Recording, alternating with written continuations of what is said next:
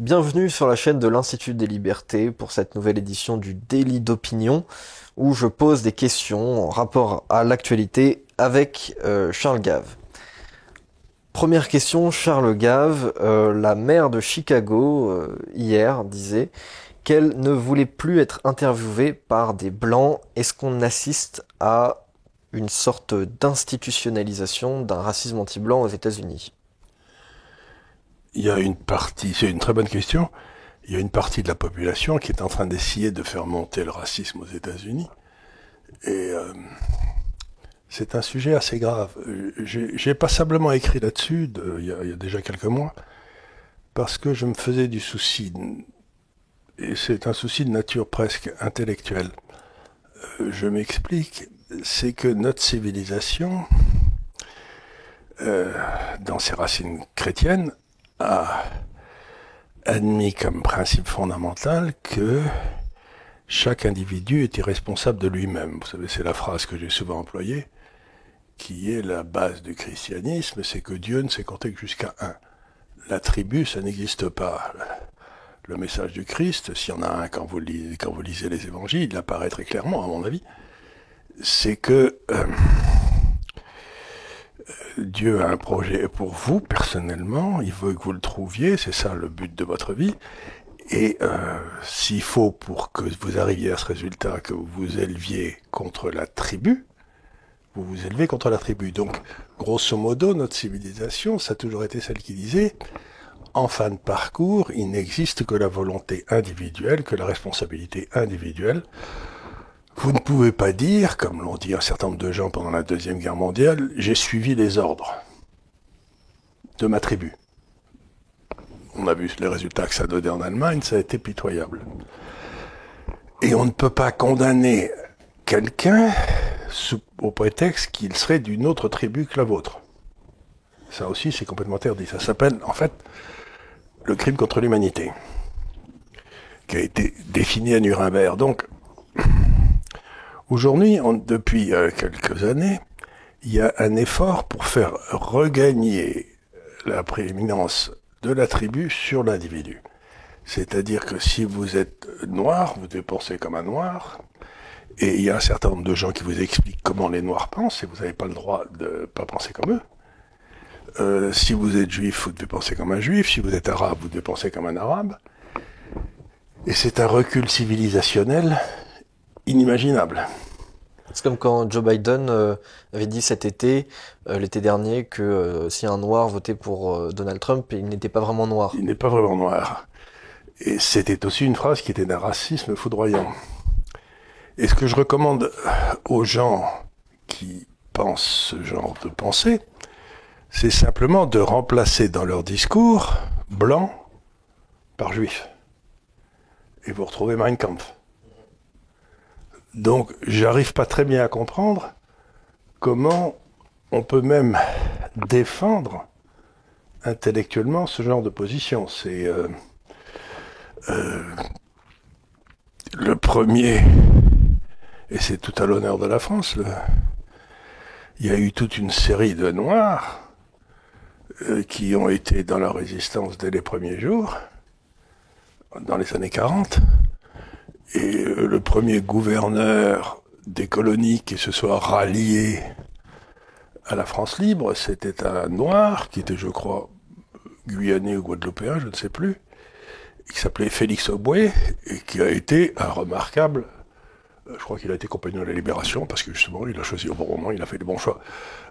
Quand j'étais enfant, le personnage numéro 2 de la République, c'était le président du Sénat, le président Monnerville, qui était noir. Vous avez eu Senghor, qui avait fait Normal Sup, et qui était à la fois noir et français et sénégalais. On peut être, il n'y avait aucun problème.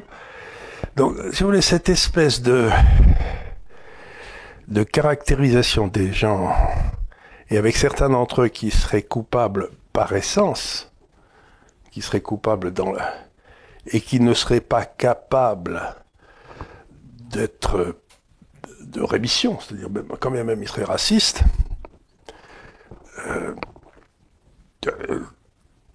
ils pourrait un jour décider qu'ils ne sont plus, mais ça fait rien. Si vous êtes blanc, vous pouvez pas ne pas être raciste. C'est-à-dire qu'on vous accuse d'un péché abominable. Je signale d'ailleurs que dans l'Église catholique, le racisme est un péché mortel. C'est-à-dire donc, c'est un péché absolument monstrueux, mais il n'y a pas de rémission à ce péché. C'est-à-dire que vous ne pouvez pas... Donc, cette dame à Chicago, que je suis depuis plusieurs années, est quand même une femme qui maintenant gère la ville dans laquelle il y a le plus de crimes aux États-Unis, le plus de meurtres, le plus d'attentats, le plus de... Et il me semble que son rôle principal, ce serait d'assurer la paix civile parmi ses concitoyens. Pas du tout, elle essaye de mettre de l'essence sur le feu. Et je trouve ça extraordinairement inquiétant. Je ne crois pas que ça puisse avoir une issue heureuse, quoi. Je pense pas non plus. Mais ce mouvement-là de racialisme de gauche, on pourrait appeler ça comme ça, on l'observait... Le racialisme ne peut être ni de gauche ni de droite. Il est juste stupide. C'est un drame de la bêtise. C'est pas un drame de l'intelligence. Il y a des intellectuels qui se sont trompés parce qu'ils étaient trop intelligents. Là, c'est vraiment de la crétinerie. Mais ce mouvement-là, on le voyait plus dans des cercles intellectuels, universitaires. Et aujourd'hui, on voit que c'est de plus en plus présent dans une gauche institutionnelle, démocrate. Est-ce que ça va aller de mal en pis, vous pensez? Je reviens à une idée que j'ai souvent développée, c'est qu'une nation, c'est une volonté de vivre ensemble.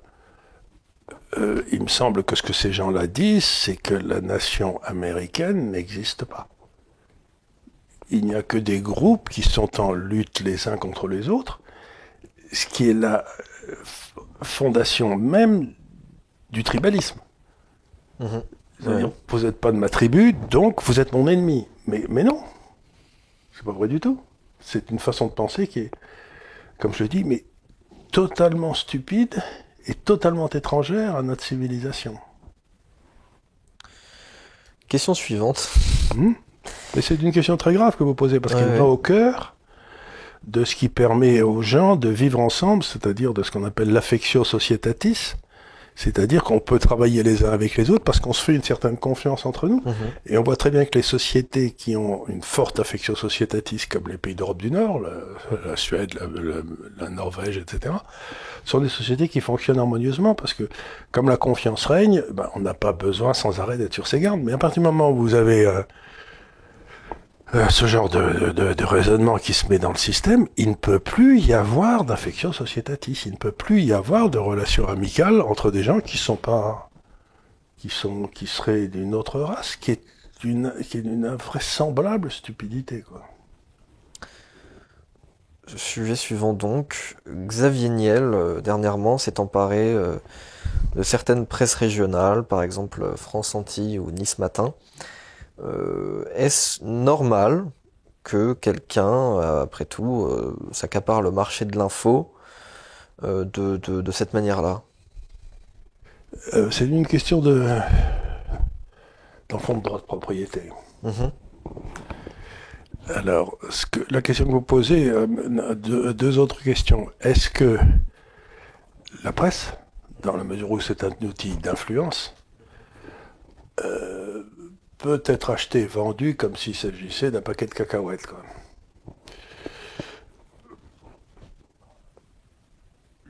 Personnellement, dans le monde d'aujourd'hui où l'information est terriblement diffuse, éparse par le net, personnellement, je n'y vois aucun inconvénient. Ça me gêne pas des masses. Mais par contre, la deuxième question que ça pose, c'est tous ces journaux sont subventionnés par l'État. Je crois que l'État donne quelque chose comme 500 millions par an au Monde, par exemple. Oui, d'ailleurs, Le Monde, dont Xavier Niel est actionnaire majoritaire. Actionnaire majoritaire. Donc, autant je ne vois aucune raison pour laquelle M. Xavier Niel ne devrait pas acheter Le Monde, si ça lui chante. Et s'il en a les moyens, et voilà. Et si les journalistes sont pas d'accord, ils ont ce qu'on appelle une clause de conscience, ils peuvent s'en aller. Donc, par contre, je ne vois pas du tout pourquoi le payeur d'impôts français devrait subventionner M. Niel quand il prend une décision capitaliste d'acheter un journal qui probablement perd de l'argent. Ce qui m'amène à penser que il va rembourser au personnel politique et au dollar les 500 millions que lui coûte que l'État lui donne. C'est-à-dire que ce don de l'État n'est pas un don gratuit. Si on achète les journalistes du Monde pour 500 millions par an, c'est qu'ils doivent quand même rendre des services à l'État, parce qu'il faut pas se faire d'illusions. Je crois que la France est le seul pays au monde où il y a un service au ministère à Matignon, chez le Premier ministre, dont le but, la fonction, est de subventionner la presse. Eh bien, pour moi, la vraie question, c'est de quel droit les hommes politiques subventionnent-ils la presse? Si la presse ne réussit pas à vendre ses journaux, si elle perd de l'argent, eh bien, je vois pas pourquoi on les traite différemment d'un épicier. Quand un épicier réussit pas à vendre sa bouffe, il fait faillite, et puis il baisse son rideau et c'est terminé. Donc, cette façon qu'ont les journalistes de ne pas vendre et de se glorifier de ne pas vendre, et à cet effet, pour maintenir une espèce de diversité de la pensée, nous explique qu'il faut qu'on les subventionne pour dire des trucs que personne ne lit ni n'achète, ça me paraît contre à la fois les lois morales, les lois économiques et la salubrité publique, quoi. C'est encore pire. Surtout que tous les journaux de tous les bords ne sont pas subventionnés de la même manière. Le Figaro est pas mal subventionné, Le Monde en premier plan, Libération aussi, l'Humanité, n'en parlons pas. Celui qui touche le plus par numéro, c'est l'Opinion. Ah oui. Oui, vous savez, c'est ce jeune homme qui a l'héritier d'une famille qui a fait beaucoup d'argent avec les journaux et qui maintenant fait des journaux avec de l'argent à la place. Il est pas très doué, mais enfin ça, c'est pas très grave, ça. Ouais. Mais du coup, par exemple, typiquement, Valeurs Actuelles ne reçoit pas un centime de l'État. Et bien entendu, Valeurs Actuelles se vend plutôt bien. Oui, c'est vrai. C'est-à-dire du coup, il est agonie d'insultes par les autres journalistes. Oui.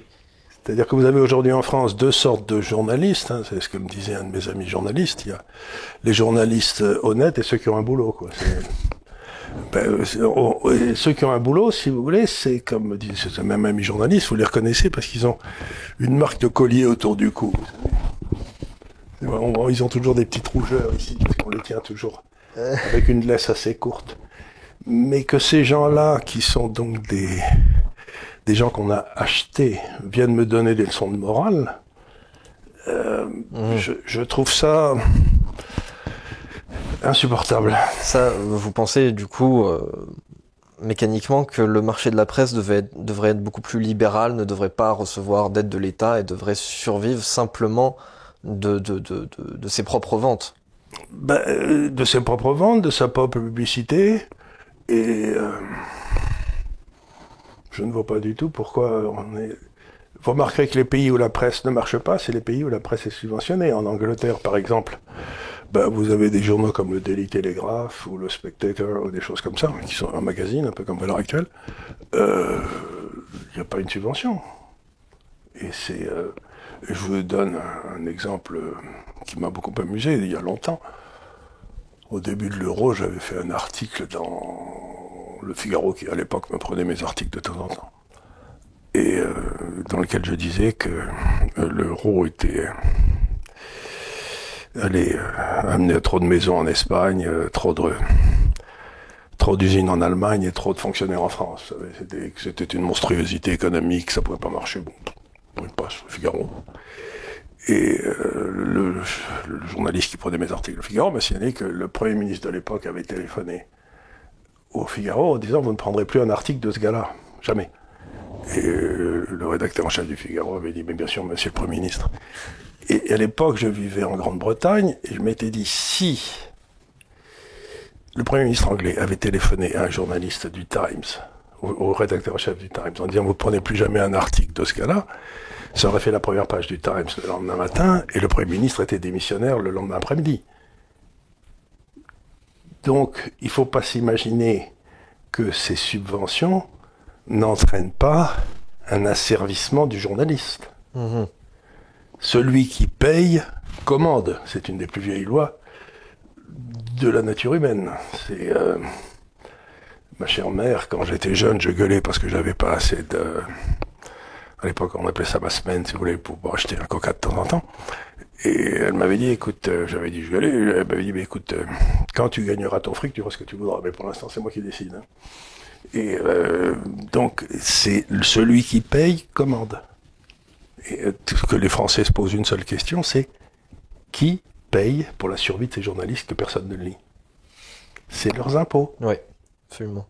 Que par ailleurs, un impôt auquel ils n'ont pas librement consenti. Impôts, on leur a pas demandé leur avis. Hein. Ça encore, ça pourrait s'entendre si on choisissait de financer par l'impôt tel ou tel journal, magazine. À la limite, ça pourrait s'entendre. Ça pourrait s'entendre, sauf que ne devraient payer l'impôt que ceux qui sont d'accord, et ceux qui sont pas d'accord ne le payent pas, et ce qui s'appelle simplement le tirage du journal. Si vous payez le journal quand vous l'achetez, bah, vous avez besoin de personne. Hein, Donc je ne vois pas pourquoi l'État devrait subventionner un truc que les gens n'achètent pas. Ouais. Librement.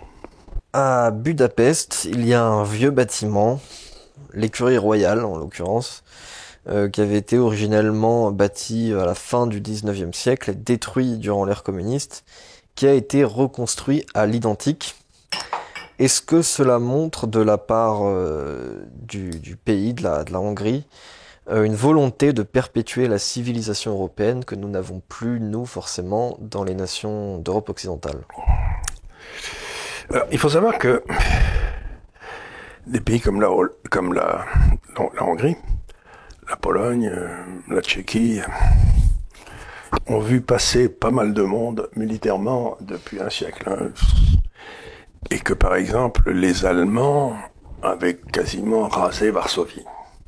Vous savez qu'à un moment, on disait qu'ils voulaient détruire Paris, mais ils ont détruit Varsovie, qui était une très vieille capitale.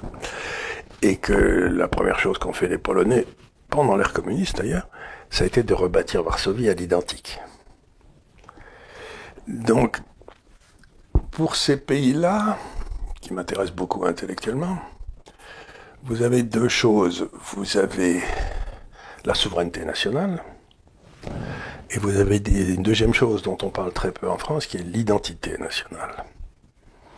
Et l'identité nationale, c'est quelque chose que vous ancrez dans le passé. Je me souviens bien, l'empereur d'Autriche était roi de Hongrie. Mmh. Et donc c'est pour ça que c'était les écuries royales et pas les écuries impériales. Ouais. Et ils sont donc ancrés dans leur identité, dans l'histoire. Et tous ces peuples disent, on a allié une partie de notre souveraineté dans l'Europe, mais en aucun cas on alliera notre identité. Et cette question d'identité, les Français étaient très sensibles à leur identité, on leur en a fait perdre conscience dans les 50 dernières années avec l'écroulement de l'éducation nationale, l'enseignement de l'histoire. Et ça me paraît une notion très forte, parce que c'est dans cette identité qu'on peut, dans les périodes de crise, se rassembler. C'est-à-dire, vous savez qu'à la fin du 19e, il y avait eu une grosse bagarre entre la partie catholique de la France et la partie laïque de la France, et qu'on avait viré des ordres religieux, le petit père Combe, enfin 1905. Il n'empêche qu'en de 1914 à 1918, pendant la guerre, il y a eu l'identité nationale qui s'est recréée, et que tout le monde est allé au front sans barguiner. Hein. Les deux, ils sont battus aussi bien les uns que les autres. Personne ne peut dire qu'une partie s'est mieux battue que l'autre. Donc, l'identité, c'est tout ce qui vous reste quand vous êtes en danger mortel, pour vous rassembler. Et donc, ce que fait le Premier ministre hongrois, c'est de bâtir de bâtir des structures pour qu'il soit certain que l'identité hongroise lui survivra. Alors que très curieusement, nos gouvernements, et en particulier le gouvernement actuel, n'ont qu'une idée, c'est de détruire l'identité française. Il vous explique que l'identité française, ça n'existe pas. Et il me semble difficile de faire coexister dans une même alliance des gens qui sont décidés à ne jamais perdre encore une fois leur identité, parce qu'ils l'ont perdu de 45 à 90 et ils s'en souviennent amèrement, et des gens qui n'ont qu'une idée, c'est d'expliquer à leurs concitoyens que l'identité nationale, ça n'existe pas. C'est une folie. Et ça empêche la démocratie, parce que, disait Jean-Paul II, c'est qu'une démocratie ne peut exister que dans une nation. Parce que dans une nation, vous acceptez de perdre aux élections. Donc la partie qui a perdu accepte, reconnaît la victoire de l'autre, et on peut repartir vers une nouvelle bagarre là, pour les élections d'après. Si vous n'avez pas cette conscience de l'identité, vous n'acceptez pas le résultat de votre défaite. Vous dites, j'ai été trahi, c'est pas... donc. Et l'une des nouveautés de la gauche, c'est qu'elle n'accepte pas la défaite électorale. Effectivement, oui. C'est insupportable. Ils n'acceptent pas, et ça c'est une nouveauté aussi, parce que la gauche, autrefois, elle tirait sa légitimité du fait qu'elle était devenue démocratique, et que donc elle acceptait la défaite. Alors par exemple, les communistes n'ont jamais bâti leur légitimité sur des résultats électoraux. À ma connaissance, il n'y a jamais un gouvernement qui soit arrivé ou resté au pouvoir dans un pays sous un régime, avec un régime communiste. C'est-à-dire que le communisme est toujours arrivé par la violence et par l'oppression de la majorité par une minorité, quoi. C'est. Mais ça n'a jamais été un libre choix de. Ça n'a jamais été un libre choix de devenir communiste et de le rester. Oui, encore moins de le rester. Oui. Encore moins de le rester. Alors le rester, il y en a quasiment pas, quoi. Si ce n'est quand il y avait des camps de concentration. Mais sachant que ça, en l'occurrence, cette reconstruction, c'est pas une initiative privée, c'est une initiative d'État. Alors, est-ce que c'est une bonne ou une mauvaise chose? Eh bien, vous savez, c'est la vieille. Le patriotisme, c'est d'aimer son pays. Le nationalisme, c'est de détester les autres. Moi, je considère que c'est une forme de patriotisme.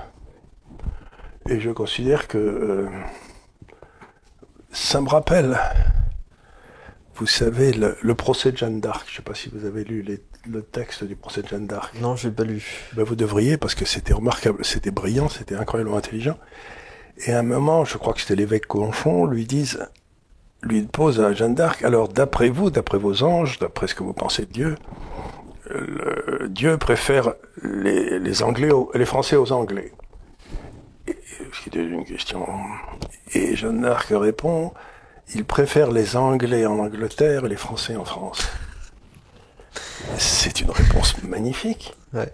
C'est-à-dire que Dieu veut la diversité, mais il veut pas que les Anglais écrasent les Français, ou les Français écrasent les Irlandais, ou les Anglais écrasent les Irlandais. C'est-à-dire que dans la Bible, il y a la condamnation de l'absence d'identité, et c'est la tour de Babel. Quand les hommes décident de devenir Dieu, ils essayent de créer une espèce de tour, et ça rate, parce qu'ils se comprennent plus. Et donc je crois que la réponse à votre question, c'est que Dieu est pour le patriotisme et contre le nationalisme. Mais alors cette fois-ci, encore sur ce sujet un petit peu, c'est un peu provocateur parce que évidemment je me ferai jamais l'avocat du communisme, mais est-ce que d'une certaine manière le communisme dans ces pays d'Europe de l'Est ne les a pas protégés d'un déracinement total et d'une inconscience de ce qu'ils sont, qui parfois a pu, je pense, avoir lieu dans des pays d'Europe occidentale ces 40 dernières années?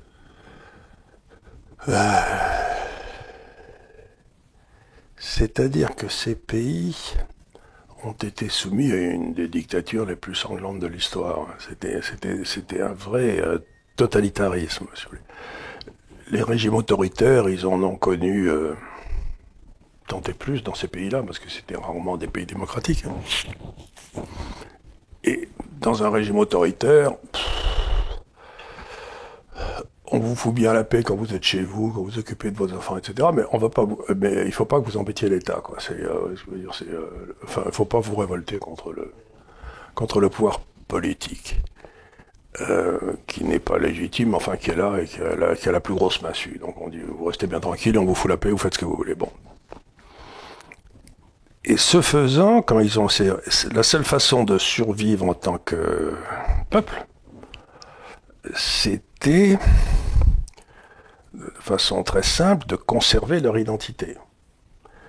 Et un pays comme la Pologne s'est défini pendant des siècles par son église, l'église catholique. Donc l'église catholique a été le roc sur lequel l'identité polonaise a été maintenue contre le régime communiste. Et c'était... d'une certaine façon, ça existait aussi. Il y avait je ne sais plus comment il s'appelait, le cardinal Prima je me souviens plus de son nom, mais je crois qu'en Hongrie, il a été en tôle en résidence surveillée pendant 30 ans, quoi. Il n'a jamais pu sortir de chez lui, mais tout le monde savait qu'il était là. Et donc, le propre du totalitarisme, c'est de ne pas accepter une structure de pouvoir différente, concurrente. Et l'Église, pendant tous ces 40 ans, 50 ans, a été une structure de pouvoir concurrente qui ne réussissait pas à battre. Parce qu'à ce moment-là, ça aurait été quasiment la révolution immédiatement. Donc, l'essentiel, c'est de conserver une structure de pouvoir contre la majorité qui peut s'y opposer. Donc, je reviens à votre question. Qu'est-ce qui nous est arrivé chez nous ? Si je devais être très sévère, je dirais que nos églises nous ont trahis. Elles ont accepté le diktat de la dictature molle de Tocqueville. Elles ont abandonné la résistance. Elles ont dit je suis... Donc, pour moi, la vraie trahison, depuis 50 ans, c'est la trahison de l'Église catholique de France. C'est elle qui est derrière. On l'a très bien vu pendant la crise du Covid, que les prêtres n'aient pas ouvert leurs églises, quoi que dise le gouvernement, en disant j'en ai rien à foutre de votre... Ce qui compte, c'est le salut des âmes. C'est inimaginable de l'acheter. Donc je crois que...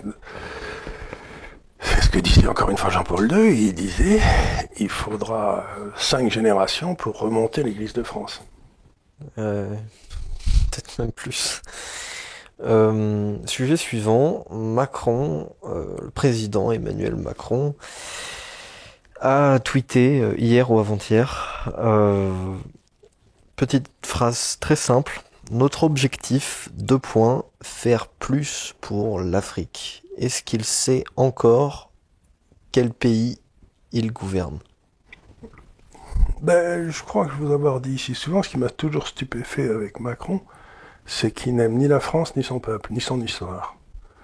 Ça doit être la première fois dans l'histoire de France qu'on a un président de la République qui n'aime pas la France. Et donc, ce pauvre garçon qui n'a ni culture, ni caractère, ni, j'ai envie de dire, intelligence, en tout cas du réel, c'est pas parce que vous avez fait de bonnes études que vous êtes intelligent, ça je l'ai dit 25 fois. Il n'y a aucun rapport entre l'intelligence et les études. Les études, c'est simplement montrer que vous avez une mémoire de cheval et aucun caractère, quoi. Et que vous êtes prêt à avaler n'importe quelle crétinerie que vous dit bon professeur pour le répéter et passer les examens. Donc, pour moi,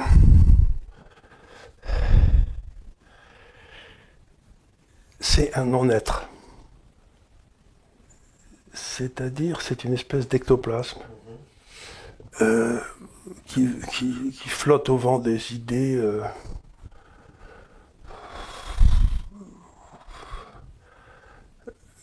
c'est une drôle de créature, mais qui est parfaitement adaptée au temps dans lequel on est. C'est-à-dire un temps qui n'a pas de but. C'est-à-dire une espèce de maximisation des foucades que l'on a au moment où on les a, quoi. Donc, alors je sais que par exemple, il est en train de signer toute une série de textes pour faciliter au niveau de l'Europe l'immigration africaine en Europe. il est en train... Donc, les Français sont en train de dire on veut moins d'immigration, et lui, il est en train d'agir en Europe, sournoisement d'ailleurs, les décrets ont été publiés, mais personne ne le sait, pour que l'immigration soit de plus en plus facile en Europe et de moins en moins contrôlée pour toute l'Europe. Donc c'est le gars, j'imagine qu'il s'imagine étant le proconsul européen d'un gouvernement mondial, c'est ça son objectif. Mais il n'est pas le président de la France. En tout cas, il n'agit pas comme tel. Non, mais non, pour lui, je crois que fondamentalement, si vous me demandez mon avis, je crois qu'il pense que la France n'existe pas. Que ça n'est pas une réalité. C'est un concept. C'est un concept que quelques vieux crétins en charentaise, qui ont risqué leur vie je ne sais pas combien de fois pour ce pays, continuent à porter, mais c'est à peu près aussi idiot que, je sais pas, la peine de mort, c'est des trucs qui ont vocation à disparaître. Donc pour lui, je crois qu'il s'inscrit délibérément dans une philosophie de la France va disparaître. Ça n'est pas quelque chose qui c'est pas quelque chose qui le choque, c'est quelque chose qui lui paraît parfaitement normal. Donc, c'est difficile de se mettre dans la peau d'un homme qui n'a pas de conviction, quoi. Ça me paraît, ce qui pose une question qui, pour moi, est assez grave, c'est comment se fait-il que notre système électoral laisse passer quelqu'un qui a pour ambition, de détruire la France. C'est un grand mystère, ça prouve qu'il y a quelque chose de complètement pourri dans la façon dont nous sélectionnons nos élites. Il s'est passé un phénomène à l'époque de Macron, ça faisait un petit moment qu'on se doutait que les cartes étaient biaisées, mais là, quand je l'ai vu arriver avec son discours, je me suis dit... quand, au moment de son intronisation, il fait jouer l'hymne à la joie, qui est l'hymne européen, je crois que ça devait être le premier président de la République qui ne faisait pas jouer au moins un chant français, quoi. C'était... J'aime bien l'hymne à la joie, mais... c'est ce que ça signifie derrière qui peut être un petit peu inquiétant. C'est-à-dire, cet homme, on sent que s'il fallait signer des documents pour supprimer la France, il le ferait avec beaucoup de célérité, parce que ça n'est pas son sujet. Alors, au sujet de fin, à chaque fois, à la fin, on parle un petit peu de Covid, de ce genre de choses. Fin avril, beaucoup d'experts avaient promis quasiment l'apocalypse, une augmentation du nombre de contaminations, du nombre de morts par jour, d'hospitalisations, de gens en réanimation aussi.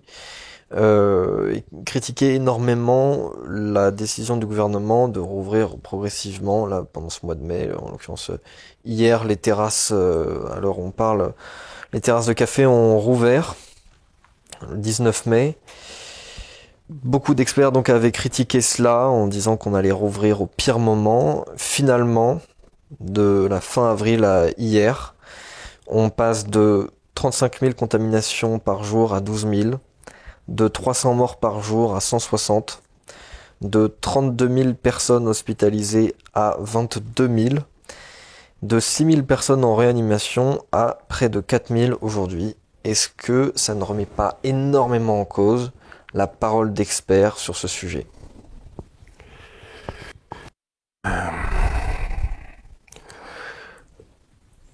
Vous savez, quand la démocratie commence à crever, ce qui est notre cas depuis un petit moment en France, ce qui se passe, c'est que les incompétents que nous avons élus créent des experts pour justifier leurs bêtises. Répondant à votre question, l'expert est une création gouvernementale pour justifier les imbécilités des gouvernements. Donc, si vous acceptez sa définition de l'expert, ça veut dire deux choses. Ça veut dire que ne seront nommés comme experts qui auront droit à la parole et donc seront repris par la presse subventionnée dont on parlait tout à l'heure, uniquement ceux qui vont défendre les positions du gouvernement, soi-disant scientifiquement. Je sais pas si vous savez, mais peut-être, je suis sûr que vous le savez, mais dans les années 1950-1960, il y avait eu d'immenses avancées dans la biologie scientifique qui avaient été faites, et puis il y avait un crétin de service stalinien communiste qui s'appelait Lysenko, qui avait décidé que la biologie expérimentale, scientifique, était contraire au marxisme et donc ne pouvait pas exister. Et il avait inventé une biologie marxiste. Moyennant quoi tous les récoltes étaient lamentables parce que les semences n'étaient pas les bonnes. Enfin bref, c'était une pensée magique qu'on substituait à la pensée scientifique. Et M. Lysenko était un expert. Et je vous conseille de lire les articles que l'Humanité lui consacrait à l'époque, en France. C'était tout à fait remarquable. Lysenko n'avait pas de mots trop durs pour tous les grands experts biologiques. Donc aujourd'hui, vous retrouvez des médecins, vous retrouvez des experts. Et ces hommes qu'on nous présente comme experts, qui sont dans ces comités, Théodule, ils ont une caractéristique tout à fait commune et éminente, c'est que ça fait 30 ans qu'ils n'ont pas fait de recherche. Ce sont des experts d'administration. Monsieur Salomon, le ministre de la Santé aujourd'hui, sont des docteurs qui n'ont pas vu un médecin, un malade depuis qu'ils sont sortis de la fac quasiment. Ils ont fait que grenouiller dans les couloirs. C'est ce que j'appelle des vipères de moquette. Vous savez, ça fait des grandes carrières, mais il me semble que des gens comme le professeur Perron, le professeur Raoult, c'est l'ancien prix Nobel de médecine en France, qui avait pris sa retraite, on avait mis la retraite à 60 ans, ont peut-être plus de capacité à dire la vérité, mais curieusement, ils ne sont jamais choisis pour ces experts. Donc, n'oubliez pas ce que je vous ai dit une ou deux fois ici aussi, c'est qu'un système politique, il y a 3 étages. En bas, vous avez le peuple. Au milieu, vous avez ceux qui gèrent l'État. L'administration. L'administration, c'est une machine, d'abord qui est nécessaire, ensuite qui est extraordinairement complexe. Donc il faut des gens qui sachent faire tourner l'État, qui puissent... Et en haut, vous avez le corps politique qui est élu, qui dans le fond répond aux besoins de ceux qui sont tout en bas, et dont le rôle est d'être foudroyé s'ils se trompent. Pas la fois d'après, ils sont pas élus, ou on les fusille si ça va pas, etc. Or, ce qui s'est passé depuis Giscard en France, c'est que le corps administratif, en contrôlant, a décidé de contrôler le corps politique. Et nous n'avons plus de politique en France. Et donc, on peut plus foudroyer nos gars. Puisque quoi qu'il se passe, on revoit toujours Fabius, on voit toujours Juppé, ils sont gâteux, ils continuent, ça fait 60 ans qu'on les voit, on nous explique qu'ils ont fait les meilleures études, mais on s'en fout. C'est pas pour ça qu'ils sont compétents, c'est ce que je dis toujours, Gamelin était sorti premier de Saint-Cyr et Lebrun, le président de la République, il est sorti premier de Polytechnique, ça n'empêche qu'on a pris la plus grande branlée dans notre histoire avec ces deux génies, quoi. Donc, encore une fois, le politique, c'est celui qui a une espèce de longueur d'onde qui correspond au moment où il est élu un petit peu à la longueur d'onde du peuple en dessous et qui permet de court-circuiter ce corps administratif qui n'a qu'une idée, c'est de ne jamais rien changer, quoi. Et comme il n'y a plus, comme on peut plus pour éviter d'être flingué quand même, ils nomment des experts et qui viennent d'où? Du corps administratif. Vous voyez, donc c'est une espèce de défense. C'est comme si les Allemands avaient gagné la guerre et que j'imagine qu'à ce moment-là, on aurait nommé des commissions au Parlement français, s'il y en avait eu à l'époque, on aurait nommé des commissions pour justifier la ligne Maginot, quoi. Le rôle de ces experts, c'est d'empêcher que administratifs qui sont devenus politiques ne soient virés. Leur seul rôle, c'est celui-là. Ils n'ont pas comme rôle de dire la vérité. Donc, ils vont toujours vous annoncer des catastrophes. Comme ça, eux et leurs commettants, et s'il n'y a pas de catastrophe, ils diront, vous voyez, on a pris les bonnes mesures, parce que si ça a baissé, c'est parce qu'on a pris les bonnes mesures. Regardez, sans ça n'aurait pas baissé. Ouais. Mais je vous signale, je reviens là-dessus encore une fois, c'est qu'en Suède, il n'y a pas eu toutes ces mesures. Effectivement. Et ils ont moins de morts pour 10 000 habitants que la France. Avec un degré pourtant d'urbanisation Tout à fait similaire. tout à fait similaire, même un poil plus élevé. Un poil plus élevé, parce que la Suède, c'est un immense pays, mais dans le fond, il n'y a que 3 villes, quoi. C'est ça, à peu près, quoi. Vous avez Göteborg, Stockholm, et puis Malmö, là-bas dans le sud, et puis voilà, quoi. C'est à peu près ça. Puis après ça, il y a des petites bourgades, mais enfin. Donc, c'est assez fatigant. Et je vais terminer là-dessus, mais le grand philosophe de la chrétienté, c'était le frère évangélique, c'était saint Thomas d'Aquin, et qui disait que dans un débat, le seul argument irrecevable, tout le temps, c'était l'argument d'autorité. C'est-à-dire le gars qui vous dit « J'ai étudié la médecine toute ma vie, je sais ce qu'il faut faire. » Et puis vous avez qu'à vous fermer parce que vous êtes... Mais le paysan qui a 25 vaches, il sait très bien quand ces vaches sont malades, et donc il peut voir comment ça marche, une épidémie, enfin bref. Donc l'argument d'autorité, qui est celui dont se réclament les experts, était refusé par principe par Thomas d'Aquin dans toutes les discussions entre citoyens. Donc faire appel aux experts, c'est avouer que je suis incompétent. Et donc pourquoi j'ai été élu si je suis incompétent? Si je ne peux pas prendre des décisions sans avoir tous les éléments. Ouais. Ce que je veux dire, c'est que j'élis un gars parce que je le crois capable. Quand vous êtes chef d'entreprise, il y a des moments où vous prenez une décision et vous vous dites, putain, j'espère que ça va marcher parce que j'en suis pas sûr du tout, hein, les mecs. Mais c'est l'idée, si vous voulez, qu'on ne peut prendre des décisions qu'en sachant, est une imbécilité logique. On n'a jamais toutes les informations qu'il faut. Ou on les a trop tard, ou on n'a pas les bonnes, donc... La notion d'expert, c'est si je savais plus, je prendrais une meilleure décision, ce qui est faux. Napoléon, il n'avait pas besoin d'experts autour de lui pour écrire le code civil. Ouais. Bon, je crois qu'on a terminé cette émission. Ça me fait Encore une plaisir. fois, sur une note positive sur le Covid. Merci d'avoir regardé cette vidéo. N'oubliez pas de vous abonner à la chaîne, c'est très important. Même si on a dépassé 100 000, on ne sait pas pourquoi, mais c'est sûrement très important. Voilà, de toute façon c'est toujours un bon chiffre. Hein. Likez la vidéo, enfin mettre un pouce bleu, partager, commenter, etc. Et on vous dit. Et ne nous croyez pas sur parole. Ne nous croyez pas sur parole. C'est pas parce que j'ai travaillé toute ma vie dans l'économie que j'y connais quelque chose. Hein. Et je vous dis à la semaine prochaine. Merci beaucoup. Merci beaucoup.